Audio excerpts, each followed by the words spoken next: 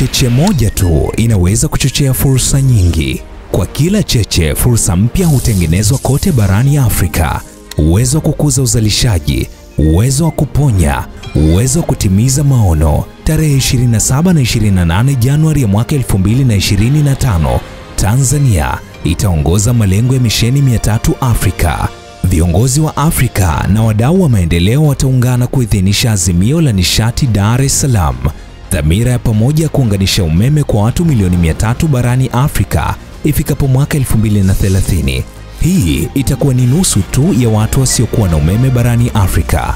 Na huu ndio mkutano wa nishati wa wakuu wa nchi za Afrika, yaani misheni 300.